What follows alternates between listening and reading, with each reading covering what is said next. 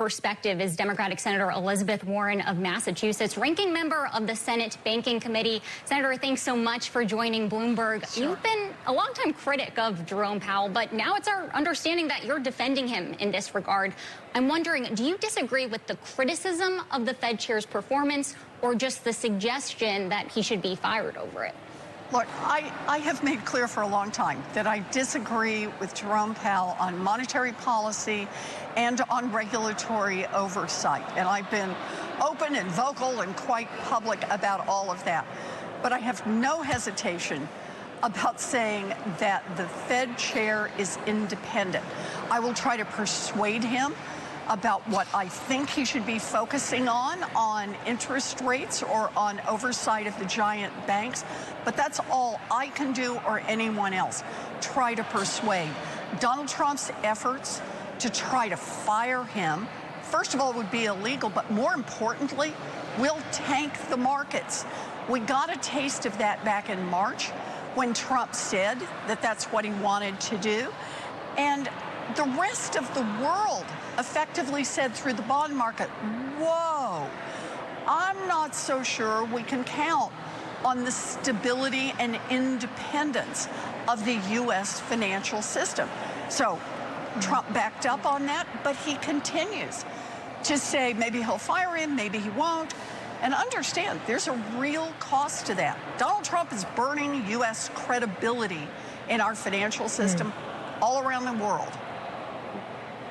So, Senator, to build off of that, though, do you share the president's hope that the next Fed chair will be more inclined to lower rates? Look, what I want is a Fed chair who's going to be independent.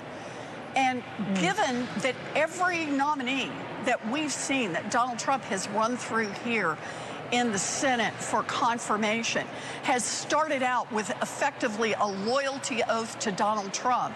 And when we ask them about the things they're going to do as the Secretary of Education or the Secretary of Defense, they all just say, I'll do whatever Donald Trump tells me to do. Well, that may work for cabinet officials, but the Fed is different. The Fed is independent.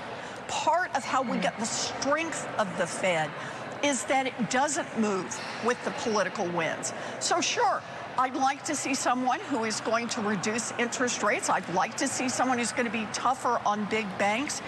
But Donald Trump is burning his own credibility and the credibility of whomever he nominates to be chairman of the Federal Reserve. Every time he stands up and indicates that he thinks he has the right to fire them because they're not doing what he wants.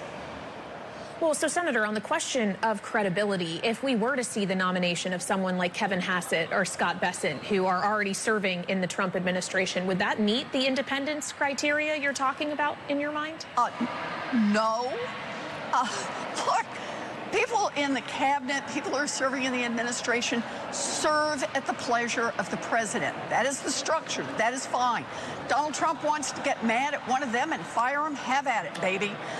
But it's different for the Fed chair, and that is why that office needs to be held by someone who is independent. Someone who looks at the economic data and says, look, my job as chair of the Fed is to do what I believe is best in the interests of the economy of the United States, not what is in the political interests of the President of the United States. And I get it. There may be calls around the margins about, is that the right here? Is that what's happening? But that's got to be the structure you start with. And Donald Trump is just trying to set that on fire. He thinks everybody has to start out by bending the knee to Donald Trump. And that is wrong, and it is costly in our financial system.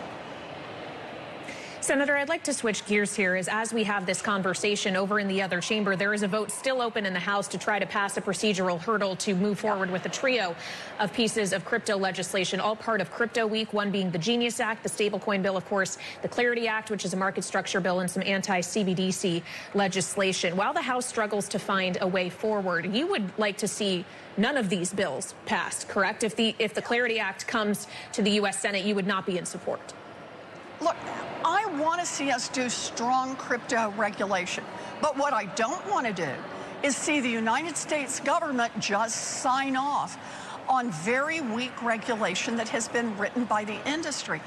The problem with the stablecoin bill and the clarity bill in particular is that they don't do anything about the Donald Trump corruption that is occurring right out in plain view. They also don't put enough safeguards in place for consumer protection to make sure that terrorists and human traffickers and drug traffickers can't use the system, and guardrails to make sure that crypto isn't used to blow up our entire economy.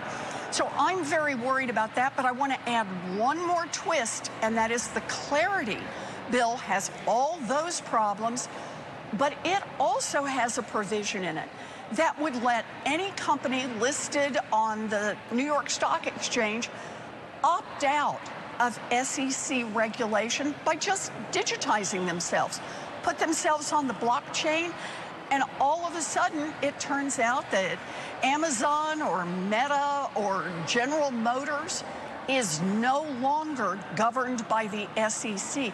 You do realize that literally would blow up the value of the New York Stock Exchange. That whole stock exchange has been a goose that has laid a lot of golden eggs for people in New York City, for people around the country and around the world.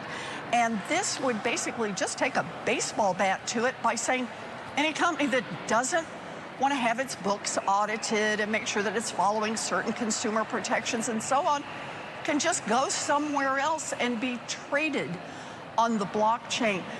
There is nobody in Congress who should support that. All right, Senator, in just the final minute that we have left with you, I want to pivot to some other news of the day, which is the Recissions package. Republicans are saying that Democrats could shut down the government over this. Is this something that the party would be willing to do instead of striking an appropriations deal with Republicans? Look, we're just trying to ask the question of what does an appropriations deal mean?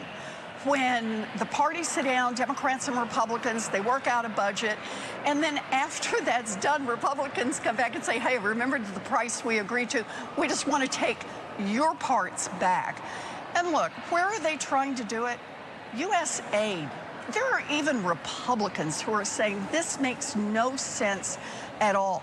We're cutting off food aid, we're cutting off aid in countries that have an epidemic of AIDS. We're cutting off the help that lets little babies be born now to mamas that are dealing with AIDS, but the baby can be born AIDS-free because of the assistance we give. And that is pennies on the dollar for the return that it gives to global health and will ultimately help keep us safer here in the United States.